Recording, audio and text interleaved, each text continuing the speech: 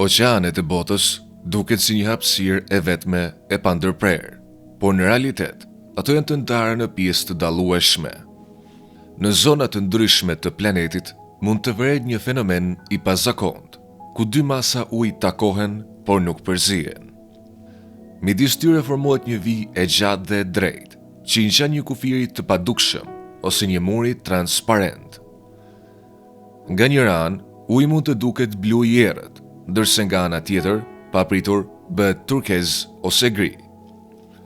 Kjo duket e çuditshme, pasi zakonisht pritet që lëngjet të përzihen shpejt kur bashkohen.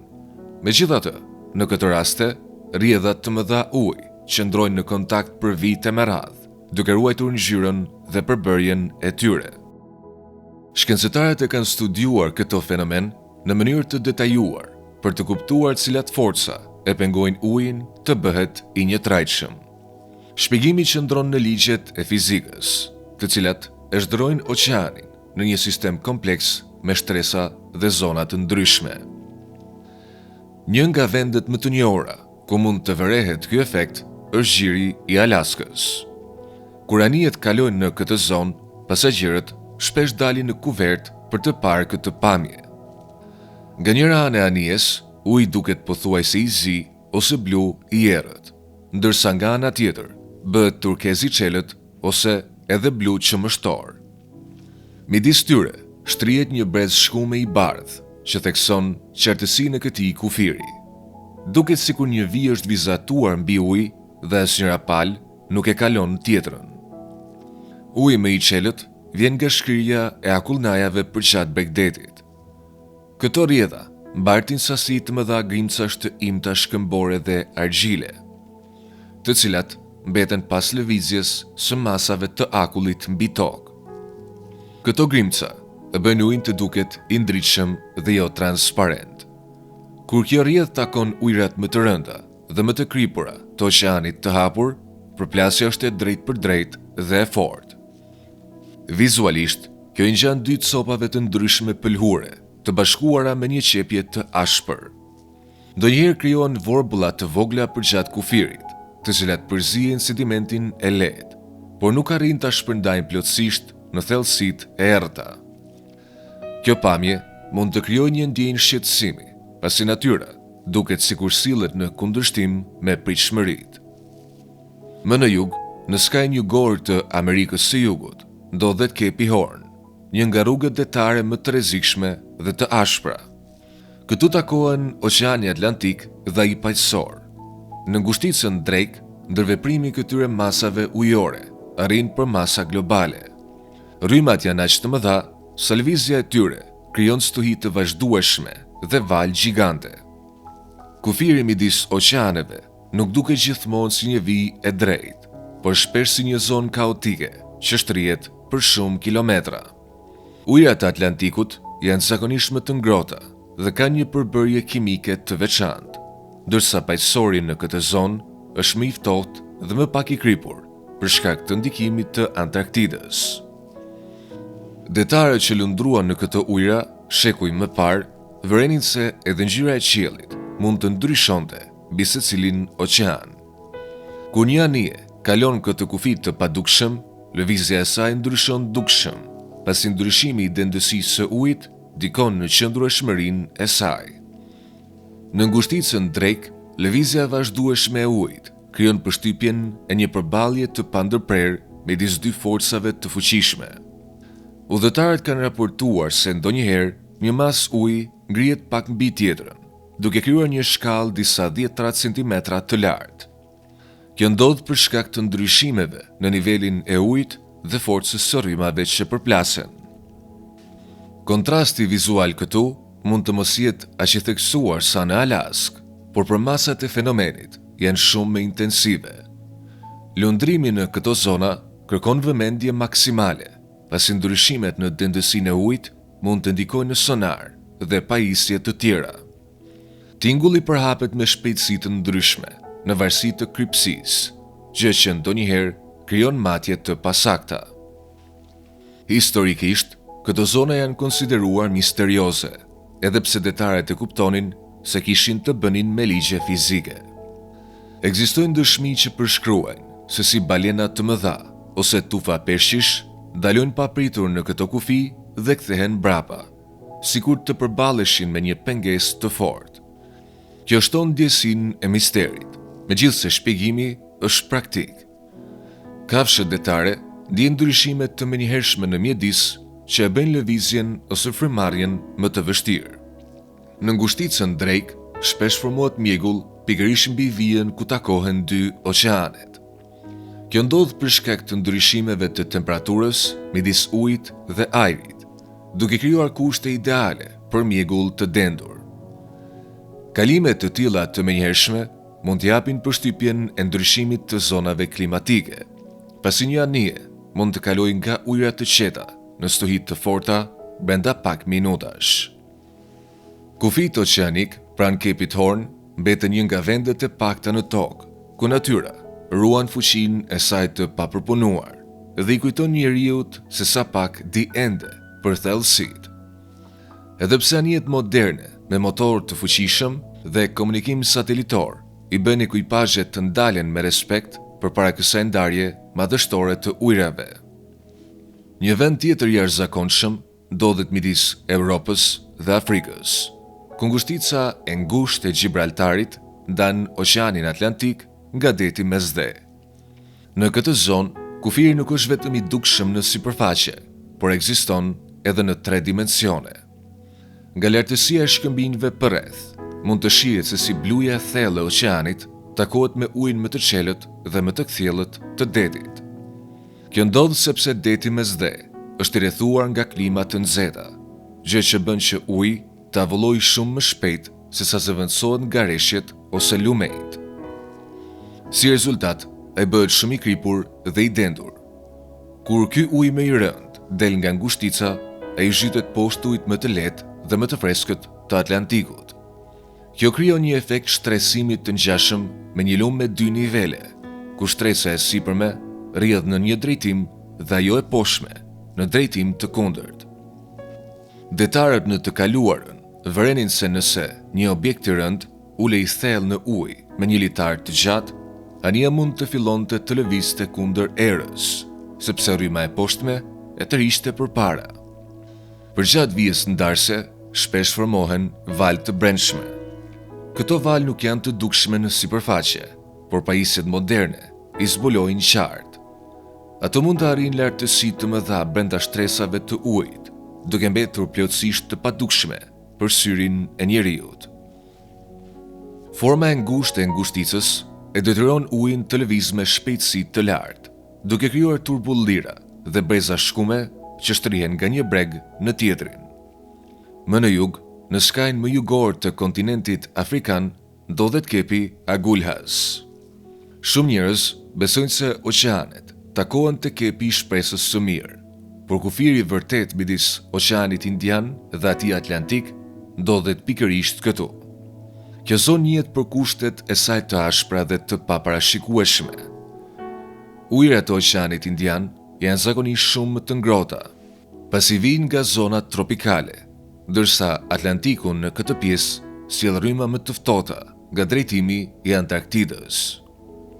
Kur këto 2 sisteme të mëdha takohen, krijohet një kontrast i fortë në temperaturë dhe dendësi. Vizualisht, ky ndërveprim shfaqet si zona të mëdha uji me nuanca të ndryshme, që përzihen si bojra në paletën e një artisti. Nuk ka një vijë ndarëse perfekte si në gjirin e Alaskës, por kjo zonë prodhon disa nga valët më të larta në planet. Rryma e fuqishme e ngrohtë pranë kepit Agulhas përplaset me era të ftohta dhe rryma kundërshtuese, duke krijuar atë që quhen valë vrasëse. Këto valë mund të ngrihen pa pritur deri në 30 metra lartësi, edhe pas tuhi apo paralajmërim, thjesht për shkak të përplasjes së masave të kundërta të ujit. Në kufirin midis Oqeanit Indian dhe Atlantik, shpesh mund të vrehen formacione të çuditshme rrotulluese. Shkencëtarët i quajnë këto unaza ose edhje. Ato janë vorbulla gjigante që mund të shtrihen në qindra kilometra në diametër dhe shkëputen nga rryma kryesore, duke u zhvendosur në Oqeanin Fqinj. Brenda këtyre unazave, uji ruan temperaturën dhe kripsinë e tij për periudha të gjata. Kjo krijon një masë të madhe ujit të ngrohtë tropikal që lëviz nëpër ujëra më të ftohta, duke transportuar peshq dhe mikroorganizma që nuk janë tipik për atë rajon. Ky proces funksionon si një formë transporti natyror, duke lëvizur elemente nga një mjedis detar në një tjetër.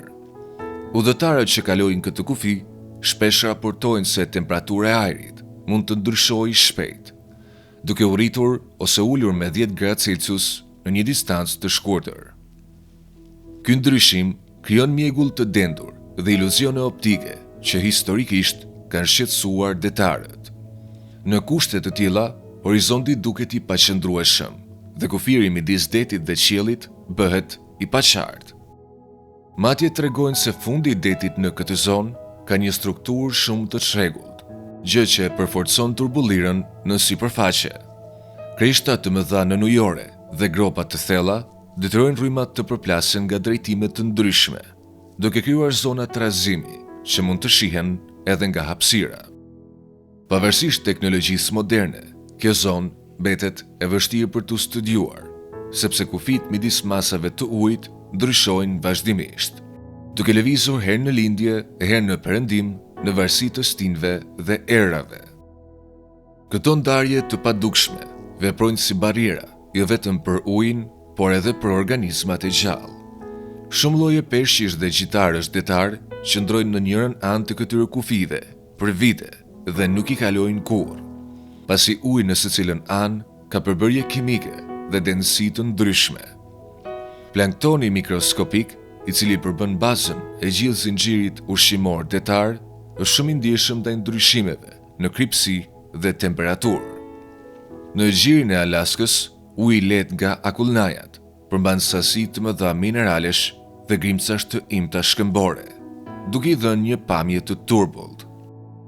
Drita e diellit depërton me vështirësi në këtë shtresë, kështu që bimët dhe organizmat që jetojnë aty ndryshojnë ndjeshëm nga ata në ujërat e qarta dhe të kripura të oqeanit paqësor. Gjitarët e mëdhenj detar zakonisht shmangin kalimin e këtyre kufive, pasi ndryshimi menjëhershëm në kripsi dhe densitësi ndikon në shisat e tyre. Ndonjëherë mund të shihen tufa peshqish të vegjël që grumbullohen përgjatë këtij kufiri të padukshëm, duke përdorur atë si mbrojtje nga grabiçarët që hezitojnë të hyjnë në ujëra të panjohura. Pamja i ngjan një pengesë natyrore, ku preja qetësohet pranë vijës ndarëse. E vetëdijshme se grabiçarët nuk do ta ndjekin. Për detarët dhe kapitenët e anijeve, këto zona përbën një sfidë serioze, që ndonjëherë duket pothuajse misterioze. Kur një anije e madhe me peshq 10 ramira ton kalon kufirin midis dy masave ajrore, sjellja e saj ndryshon ndjeshëm. Për shkak se dëndësia e ujit ndryshon në secilën anë, ndryshon edhe thellësia, në të cilën anija zhytet në ujë. Kapitenët tregojnë se gjatë kalimit, anija mund të ulet papritur, ose përkundrazi, të ngrihet disa dhjetra centimetra mbi sipërfaqe.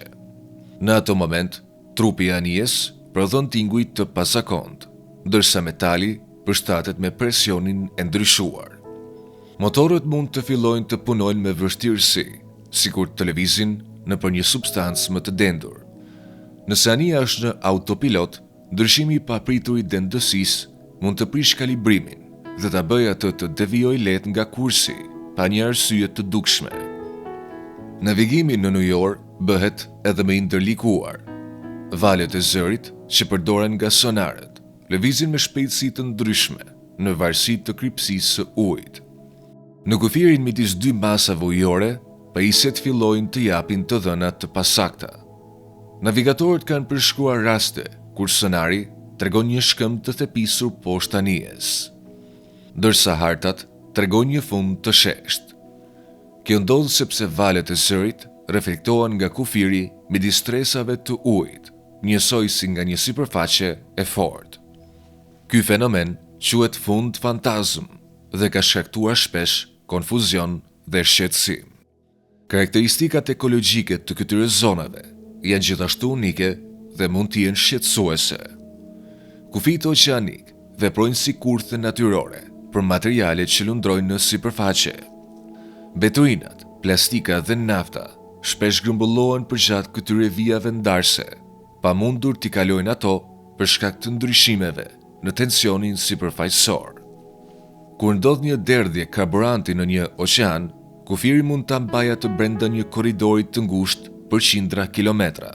Kjo krijon një kontrast të fortë, ku njëra anë e ujit duket e pastër dhe e kthjellët, ndërsa tjetra është e mbushur me ndotje dhe shkum që mbetet e përqendruar. Edhe pse ky grumbullim mund të ndihmojë përpjekjet për pastrim, duke mbajtur mbeturinat në një vend, ai gjithashtu dëmton ekosistemet lokale. Në këto zona mund të vret një ndarje e qartë midis ujit të pastër dhe atij të ndotur, e cila vazhdon edhe pas tuhive të forta. Këta kufi ndikojnë gjithashtu në modelet klimatike globale. Oqeani funksionon si një regulator i madh klimatik, por këto ndarje të padukshme ngadalsojnë transferimin e nxehtësisë midis masave të ujit të ngrohtë dhe atij të ftohtë. Si rezultat, klima bregdetare në disa rajone mund të jetë më e butë ose më ashpër nga sa pritej. Pranë kepit Agulhas, ujërat e ngrohta të Oqeanit Indian takohen drejt për drejt me rrymat më të ftohta të Atlantikut. Për një person në anije, ky kalim mund të duket si hyrje në një mjedis tjetër. Kushtet mund të ndryshojnë shpejt, nga dielli i fortë dhe temperatura të larta në era të ftohta dhe dukshmëri të ulët brenda pak minutash. Këto efekte udhëhiqen nga ligje fizike, por për masat e tyre i bëjnë të duken të jashtëzakonshme. Çdo gjë nga këta kufi tregon se oqeani nuk është një trup uji i njëtrajtshëm, por një sistem dinamik i rregulluar nga ligje të forta. Edhe ndryshimet të vogla në krypësi mund të detyrojnë specie të tëra të migrojnë, duke ndryshuar ekosistemet në distanca të mëdha. Kur shihen këto vija të qarta ndarse, është e vështirë të besohet se uji i zakonshëm mund të rezistojë përzierjes në një mënyrë kaq të fortë. Në jetën e përditshme, lëngjet si qumshti dhe kafeja përzihen menjëherë. Megjithatë, në shkallë planetare veprojnë forca të tjera ku krypësia luan një rol kyç. Shkencëtarët i quajnë këtë fenomen haloklin. Për ta kuptuar, mund të krahasohet me një përzierje të thjeshtë vaj dhe uthulle. Pavarësisht sa fort tundet ena, lëngjet përfundimisht dahen sërish në shtresa të veçanta. Një përshes i ngjashëm ndodh në oqean. Uji nga akullnaja që shkrihen është pothuajse i freskët dhe për këtë arsye më i lehtë, ndërsa uji i oqeanit përmban shumë krip, duke e bërë më të rëndë dhe më të dendur. Kur këto masa uji takohen, uji i lehtë dhe i freskët ngrihet në sipërfaqe, ndërsa i kripur dhe më i rëndë zhytet poshtë. Në pikën e takimit krijohet një barrierë që fizikisht pengon përzierjen. Ky nuk është vetëm një ndryshim në ngjyrë, por një ndryshim në peshën e çdo pike uji. Nëse një dorë kalon përmes këtij kufiri, uji në anën tjetër do të ndihet më i dendur dhe do të kundërshtojë më shumë lëvizjen se sa në anën tjetër. Megjithatë, kripa shpjegon vetëm një pjesë të procesit. Një faktor tjetër i rëndësishëm është termoklina, e lidhur me temperaturën. Substancat e ngrohta ngrihen, ndërsa ato të ftohta zbresin, dhe në oqean, ky parim është edhe më i theksuar. Uji i ftohtë është shumë i dendur dhe më i rëndë sa i ngrohtë. Kur rrymat e akullta nga Antarktida takohen me rrymat e ngrohta tropikale, ato sillen si substanca të ndryshme. Uji i ngrohtë rrëshqet mbi sipërfaqen e ujit të ftohtë pa u zhytur. Ky ndryshim temperature krijon një ndryshim të mpret në dendësi përgjatë kufirit. Një person që do të zhytej në një zonë të tillë do të përjetonte një goditje të menjëhershme temperature, duke kaluar nga uji i ngrohtë në një mjedis shumë më të ftohtë brenda pak çastesh. Këto shtresa horizontale të padukshme mund të jenë aq të qëndrueshme, saqë në ndetëset ndonjëherë i përdorin si mbështetje. Duke u mbështetur mbi një shtresë më të dendur të ujit të ftohtë, ato mund të ruajnë thellësinë pa përdorur vazhdimisht motorët. Këto shtresa mund të qëndrojnë krah për krah për periudha të gjata. Nëse monstra uji nga oqeane të ndryshme bashkohen me kujdes, ato rezistojnë ndaj përzierjes dhe ndahen sërish. Molekulat e ujit të kripur kufizojnë lëvizjen e molekulave të ujit të freskët, duke krijuar një lloj tensioni në kufi. Për këtë arsye, dhia ndarse duket kaq shëmpret dhe e qartë. Edhe erat të forta dhe stuhit nuk arrin gjithmonë të përzihen këto masa të mëdha uji. Valët mund të përkulen ose të deformojnë në kufi në forma zigzake ose spirale, por sapo deti qetësohet, shtresat stabilizohen dhe ndarja rikthehet. Ngjyra e ujit nuk është thjesht një efekt vizual, por pasqyron përbërjen e tij kimike. Në gjirin e Alaskës, uji i qelët dhe pothuajse qumështor përmban atë që shkencëtarët e quajnë miell akullnajor. Kjo përbëhet nga grimca jashtëzakonisht të imta, që krijohen kur akullnajat bluajnë shkëmbin në pluhur gjatë periudhave të gjata. Kur këto grimca arrin në det, ato qëndrojnë pezull në shtresat e sipërme, duke i dhënë ujit pamjen e turbullt. Uji i oqeanit përreth mbetet i kthjellët dhe i errët, duke krijuar një kontrast të fortë në kufi. Kjo krijon një efekt vizual, ku një shtresë e dendur dhe e qelët takohet me një hapësirë të thellë blu. Grimcat brenda ujit të lehtë shpesh mbajnë ngarkesa elektrike, të cilat ndikojnë në ndërveprimin me ujin e kripur dhe ndihmojnë në ruajtjen e kufirit. Në disa raste, kjo ndarje bëhet aq e theksuar sa mund të dallohet edhe fizikisht kur preket me një objekt.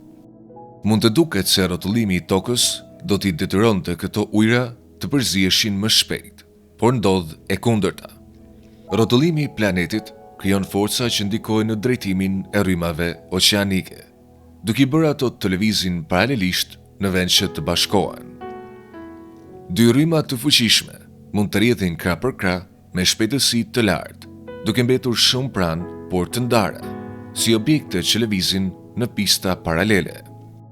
Forcat centrifugale dhe inercia e ruajnë ndarjen e këtyre rrymave, duke i lejuar ato të vazhdojnë paralelisht për distanca të gjata. Si rezultat, masat të mëdha uji qëndrojnë në kontakt duke ruajtur temperaturën, ngjyrën dhe përbërjen e tyre. Çdo sipërfaqe lëngu kontrollohet gjithashtu nga tensioni sipërfaqësor, i cili ndryshon midis ujit të freskët dhe atij të kripur. Kur këto sipërfaqe takohen, ato ndërveprojnë në një mënyrë që mund të krahasohet me dy pole magnetike të njëjta që përballen me njëri tjetrin, duke krijuar rezistencë në vend të bashkimit.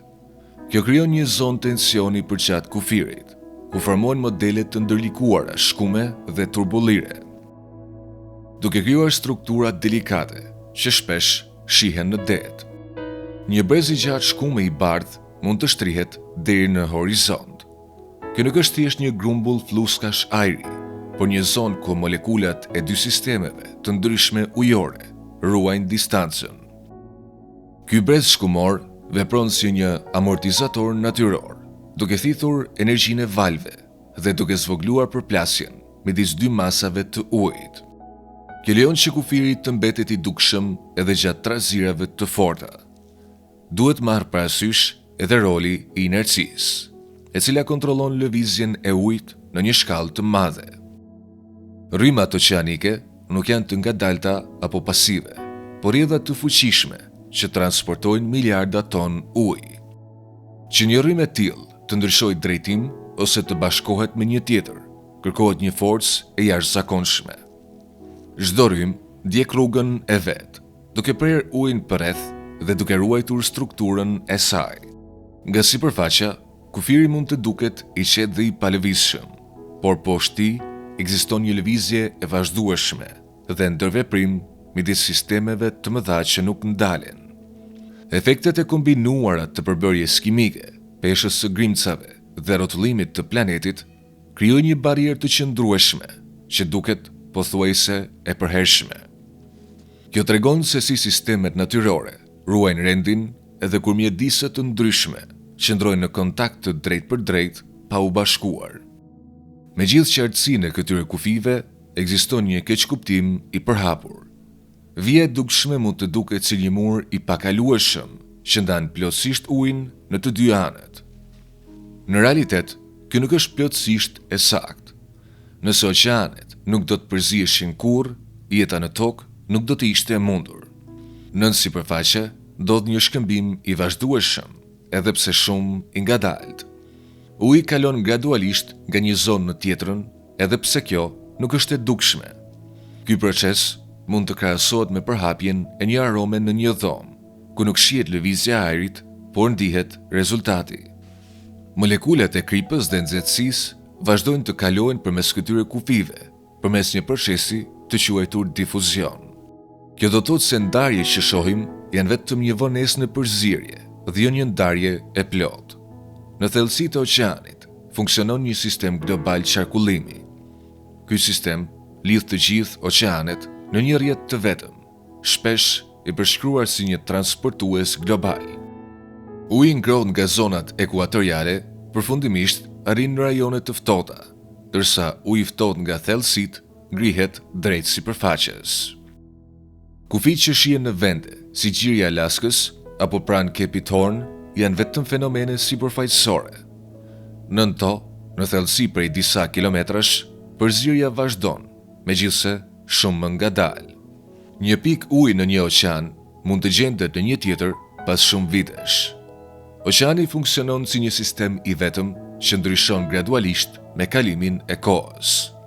Proceset e tij zhvillohen në shkallë kohore, që shkojnë përtej perceptimit njerëzor. Këta kufi të dukshëm theksojnë ekuilibrin e brishtë që ekziston në sistemet natyrore. Ndryshimet të vogla në temperaturë ose kripsi mund të ndryshojnë ose të zhdukin plotësisht këto ndarje.